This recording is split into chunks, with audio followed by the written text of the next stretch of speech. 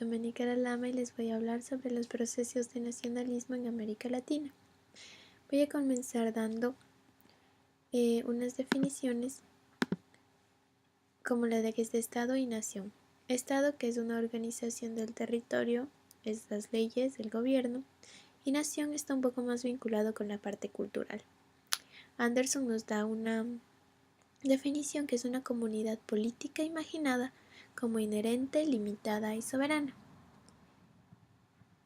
¿Por qué califica como imaginada? Porque dice que por más pequeña que sea la nación, las personas que viven en ella no se conocen y tal vez no se conocerán, pero aún así en el pensamiento de cada uno saben que son compatriotas o que comparten un nacionalismo. Después dice que la nacionalidad es limitada y se refiere a que son finitas, ninguna nación se imagina sin fronteras y que abarque a toda la humanidad. Significa que los nacionalistas no piensan que se podría lograr que toda la humanidad piense que es una sola nación. La califica también como soberana, porque como dice en su libro, las naciones sueñan con ser libres y también serlo en el reinado de Dios, y la garantía de esta libertad es un Estado soberano. Y al final lo califica como una comunidad, porque a pesar de las diferencias entre personas dentro de una nación, la nación es compañerismo profundo. Es lo que ha provocado que en las guerras se mate, o sea que estés dispuesto a morir por tu patria. En los procesos de formación de los estados latinoamericanos, se conoce como la independencia de América Latina, y es un periodo histórico transcurrido a finales del siglo XVIII, que es en torno a 1780, y a mediados del siglo XIX, que es como en 1850. Es de América Latina y el Caribe. Puede observarse que las independencias de América Latina fue un proceso largo y complejo. Claro, dependiendo de cada país duró hasta varias décadas. Algunos países se enfrentaron en largas guerras contra el Imperio Español. Por todo ello, las fechas que se muestran, pueden ser amplias, ¿no? Y también hay un punto importante, es que tenemos que tener en cuenta que la independencia de los Estados Unidos fue antes, y a pesar de no ser un país de América Latina, fue una de las causas externas más importantes para que los países latinoamericanos se independicen. Al igual que la Constitución de Estados Unidos sirvió de base para la creación de la Constitución en algunos países latinoamericanos.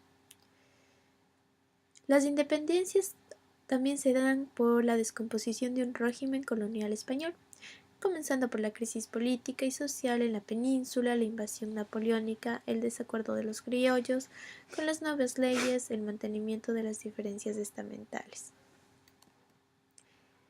Según Anderson, los criollos crearon una idea y un sentimiento nacional, pero antes dice que el nacionalismo no se puede explicar en términos de lenguaje. Los criollos, ya sea en Brasil, Estados Unidos o en las antiguas colonias españolas, compartían una lengua y ascendencia común. Por lo tanto, la lengua nunca fue un punto de controversia en las luchas por la libertad.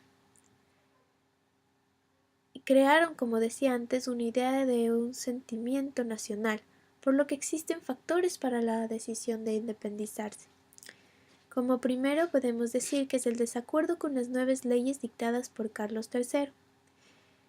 El liderazgo para las guerras de independencia latinoamericanas estuvo a cargo de latifundistas, más no de intelectuales, y que su objetivo no era integrar exactamente las clases bajas en la política, sino más bien lo contrario, era tener un ejército propio para reprimir rebeliones.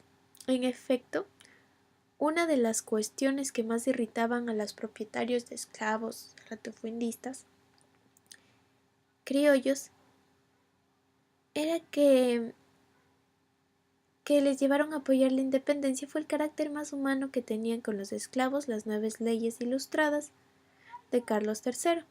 Por eso los esclavos y los indios apoyaban a España, y eso explicaría que las colonias tardasen tanto en independizarse, teniendo en cuenta que España estaba débil por sus propias guerras en Europa.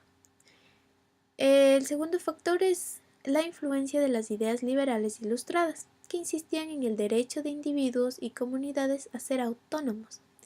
Eso significa darse sus propias leyes. El tercero de los factores es el hecho de que cada una de las repúblicas era una unidad administrativa, de modo que a pesar de haber sido en un principio sus fronteras arbitrarias y fortuitas, con el tiempo aparecerán diferentes idiosincrasias causadas o creadas por factores geográficos, políticos, económicos, etc. El cuarto hace referencia a la política comercial, que se impuso desde la metrópoli, que convirtió dichas unidades administrativas en zonas económicas separadas al prohibir que las colonias comercialicen entre ellas. También se habla del desarrollo de las imprentas y de cómo puede ayudar a que tengan una independencia. De hecho, según Anderson, la razón principal que en el siglo XVIII todavía no se había producido ni en España ni en las colonias un desarrollo tecnológico y capitalista suficiente como para mantener una comunidad imaginada de dimensiones continentales.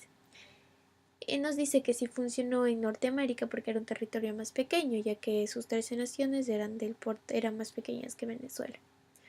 Y porque tenían centros comerciales relativamente cercanos como Boston, Nueva York, Filadelfia, etc.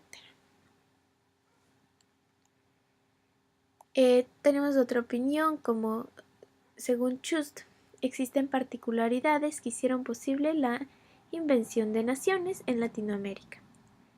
La independencia se da por problemáticas internacionales. Como dice el autor, la situación internacional era distinta a otros años. Existía la amenaza al régimen absolutista. El dominio francés se desvaneció y los monarcas absolutos reaccionaron fortaleciendo las monarquías, por lo que apareció la Liga de Monarcas Absolutos, que era para evitar e intervenir militarmente cualquier tipo de liberalismo.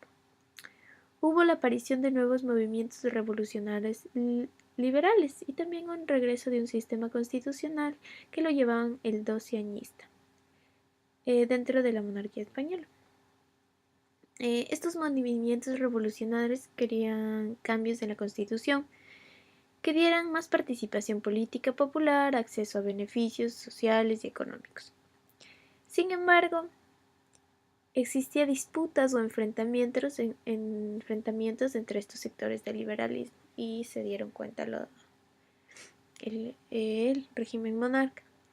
El regreso del absolutismo hizo que pueblos como Río de la Plata y Paraguay se dieran cuenta de que el rey no iba a aceptar que los territorios americanos sean autónomos, lo que dio paso a las independencias y que se extendieran por todo Sudamérica. Las nuevas repúblicas consolidaron su Estado-nación por medio de las revoluciones. El relato histórico de los diversos estados americanos, ya que la revolución se tuvo que hacer por un antiguo régimen, afirma Chust que hubo una invención de una confrontación interna o nacional para justificar las razones de independencia. Con ello, los sectores moderados evitaron profundizar en los aspectos demográficos de la revolución liberal.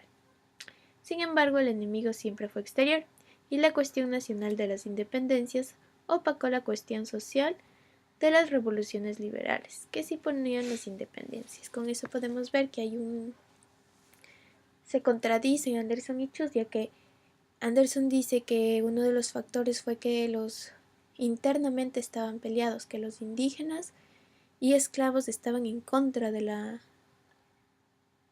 independencia, mas Chust no menciona nada de esto. Más bien dice que solo era una invención de una confrontación interior. Y eso es todo sobre el proceso de nacionalismo en Latinoamérica. Y la bibliografía.